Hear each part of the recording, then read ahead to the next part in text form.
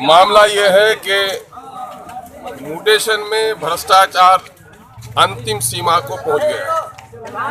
एक एक कर्मचारी जो राजस्व का है उसने तीन बहाल कर रखे हैं। 5,000 से लेकर 25,000 तक की अवैध वसूली का मामला सामने में आया है। अफसरों को उसकी खबर दी गई है, हम लोग कार्रवाई करने की हिदायत की है। साथ ही जो दलाल या जो अवैध सहयोगी बना हुआ है कर्मचारी के साथ, इसको हटाया जाए, अन्यथा आवाम तहरीक चलाएगी। अभी कई मामला है जो निहायत ही अमानवीय है कि दूर दूर से महिलाएं यहाँ पर आधार कार्ड के लिए और राशन कार्ड के लिए, लोग आय प्रमाण पत्र के लिए और निवास प्रमाण पत्र के लिए लाइन लगा कर रहते हैं और जानवरों की तरह खड़ा रखा जाता है। दूध पिलाती हुई महिला, बीमार महिला को मैंने पंक्तियों में खड़ा देखा है। ये अमानवीय हरकत है। मैंने बीडीओ सीओ को कहा है कि इनके बैठने का और इनके ऊपर में एक सामियाना लगा दिया जाए, इसका उपाय करें। उससे भी ज़्यादा शर्म की बात यह है कि ब्लॉक हेडक्वार्टर में आ रही है महिलाएं और उनके शौचालय का भी प्रबंध नहीं है ना। जहाँ भी देखा यहाँ एक बीमारी नहीं, 1000 बीमारियाँ यहाँ पर देखने को मिली हैं। बिलखुसूस जो मामला रेवेन्यू का, वो कर्मचारियों की तरफ से काफ़ी ठगी का मामला आया है। हमने पहली बार आज यहाँ पर समीक्षा की है। हम उम्मीद करते हैं कि हमारे जो कर्मचारी हैं, जो हमारे पदाधिकारी हैं, लोगों को सहयोग करने की करेंगे, नीयत बनाएंगे। और हम अपने लोगों से भी कहते हैं कि नियमित तौर पर सिर्फ ज़बानी तौर पर अपनी बात मत कहिए, बल्कि कानूनी लड़ाई लड़ने के लिए तैयार हो जाइए। अभी एक मामला बड़ा संवेदनशील है कि ये क्षेत्र हमारा जो है बाढ़ प्रभावित है और नतीजा ये हुआ है कि जिन लोगों के घर 2017 से लेकर पिछले वर्ष तक कटे हैं, इन लोगों को अब तक कोई आपदा की राशि नहीं दी गई है। और सीओ ये बताने में सक्षम नहीं हो सके कि जिन लोगों के घर कटे हैं उनके घर के स्वरूप क्या थे, वो कच्चा मकान था, पक्का मकान था या झोपड़ी थी। ये भी खबर आई कि जिन लोगों के घर जले हैं और जो लोग डूबकर मरे हैं उनको भी अनुदान अनुग्रह की राशि नहीं दी गई है। और सबसे ज़्यादा यहाँ पर ऑनलाइन में बड़ी धांधली होती है, सर्वर की खराबी है, आधार कार्ड में दिक्कत हो रही है। अभी हमने हिदायत करी है, वीडियो ने यकीन दिलाया है कि हम 4 पंचायतों पर मोबाइल टीम के जरिए से आधार कार्ड बनवाने का इंतजाम करेंगे। इससे पहले भी हमने डीडीसी से भी बात की है और ग्रामीण विकास मंत्रालय भी जाकर के दरख्वास्त दिया है कि यहाँ पर आधार सेंटर बढ़ाए जाएँ। ये सारी चीज़ें सुचारू ढंग से चलें, उसके लिए ज़रूरी है कि हमारे जो जिम्मेदार साथी हैं वो लोग जरा सा अपना कलम उठाएं और इस क्षेत्र की विकास की लड़ाई लड़ें। चूँकि ये प्रखंड विकास कार्यालय है, विकास की सारी चीज़ें यहीं से खुलती हैं। अगर यहाँ का कील काटा ठीक नहीं हुआ तो हमारे यहाँ ठीक से विकास नहीं हो पाएगा और विनाश की तरफ हम लोग जाएंगे। अभी 16 पंचायत में सिर्फ 5 राजस्व कर्मचारी हैं, जिसका शोषण दोहन आम लोगों का हो रहा है। डॉक्टर सिर्फ 5 हैं और वो जो डॉक्टर हैं सुचारू ढंग से कम हेडक्वार्टर के हॉस्पिटल की बात तो सुना हूँ, लेकिन एक भी महिला डॉक्टर यहाँ पर नहीं है, कोई भी हड्डी का डॉक्टर यहाँ पर नहीं है, कोई भी सर्जन यहाँ पर नहीं है। हम लोग उस सिलसिले में भी प्रयास कर रहे हैं। ये कई बुनियादी बातें हैं। किसानों की धान की खरीदारी सुचारू ढंग से बहुत पहले शुरू हो जानी चाहिए। किसानों को धान बेचना था मार्च तक, अब आ गया है 31 जनवरी तक ही वो करें। आप लोगों से भी कहेंगे कि जिनको सामान बेचना है वो बेच लें, क्योंकि ये निर्धारित कीमत है, तो इसमें अगर समय कम ही मिला है तो वो करवा लें। ये काम करवाना चाहिए।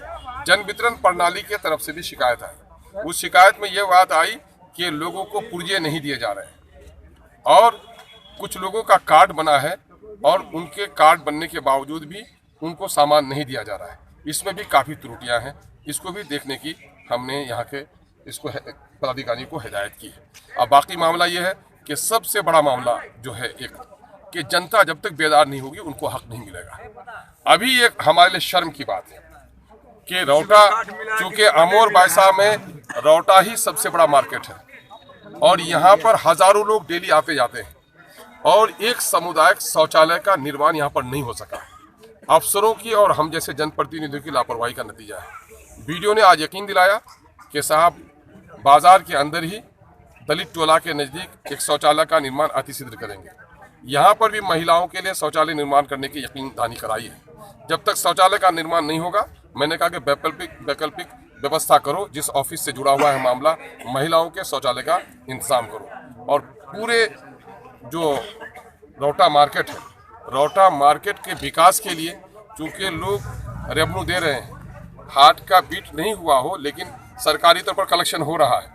यहाँ पर बस अड्डा नहीं है और गाड़ी के संचालकों को कोई सुविधा नहीं है, न पैसेंजर को बैठने की जगह है, न वहाँ पर कोई बस स्टैंड बना हुआ है, लेकिन उसके बावजूद भी यहाँ वसूली हो रही है। ये वसूली अवैध है, मैं समझता हूँ कि ये वसूली अवैध है। और हाट में भी जो कलेक्शन हो रहा है, तो पहले बाजार समिति थी, तो बाजार समिति के माध्यम से विकास का काम भी होता था। अब रेवेन्यू दे रहे हैं हमारे लोग, पूरे बाजार की सफाई नहीं हो पा रही है।